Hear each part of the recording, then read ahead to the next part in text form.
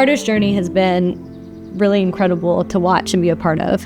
When I was pregnant with him, he was diagnosed with agenesis of the corpus callosum. That's a fancy word for missing part of his brain. And so from 24 weeks on, we prepared to have a pretty severely disabled child. Lo and behold, he was born. They did an ultrasound a couple weeks later, and the corpus callosum was there, totally normal. And so even from the get-go, he's just been such a miracle.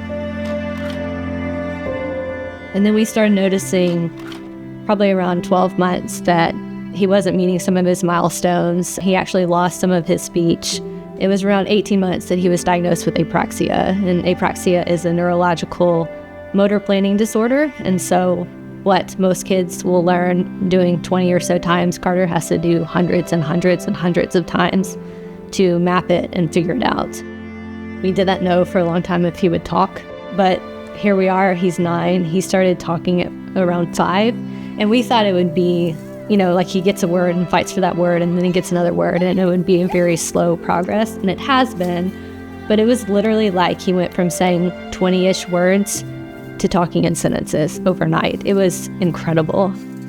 Early on with his diagnosis and us kind of learning how to navigate parenting, so some challenges came up with church. He would have anxiety, he wouldn't want to go into the classroom, and we actually listened to quite a few sermons from out in the gallery area just so we could kind of sit with him. We just made it work, and it worked. It just wasn't ideal because we missed out on that community aspect of church that we so desperately needed.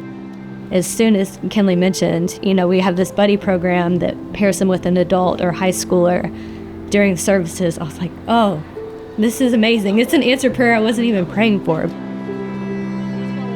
My relationship specifically with Carter has come a long way in the last few years.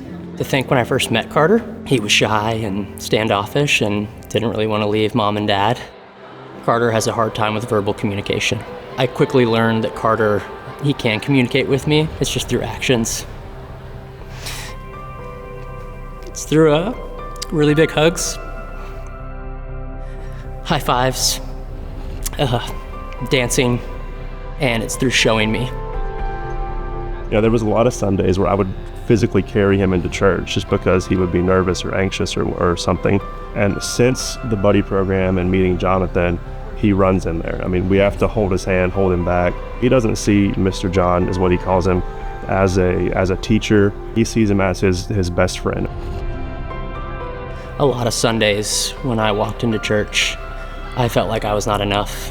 Carter was one of the few people in my life that I could show up on Sundays with all my baggage and all my junk and just know that I was enough. What greater sign of Jesus Christ through Carter than showing me that no matter how you show up, you will be enough, and you are made in God's image.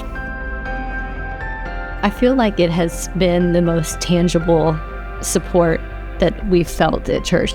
I just had this moment that I was like, yes, this is what it's about. He's here, he's engaged, he's learning.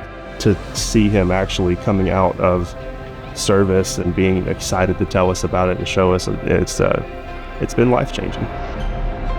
I never want anyone to walk into Rolling Hills that has a child with special needs or disability and feel like their child won't be loved or cared for. Right now, I'm in a season where I have a 4-year-old and a 2-year-old, and so our family attends church together, and then they get in the car, they go home, and I stay and serve with Carter. And I think that that's really, really important for my kids to see, that Daddy stays and spends time with Carter. There was a while that I wondered if he was capable of learning about God, and I don't worry about that anymore because I know that we've got our family support. I know we've got our church support. He's asking questions now about Jesus and God and heaven, and our hope and our dream is that he'll come to know Jesus and he'll know that he loves him and he created him that way, and he's got a plan and a purpose for him.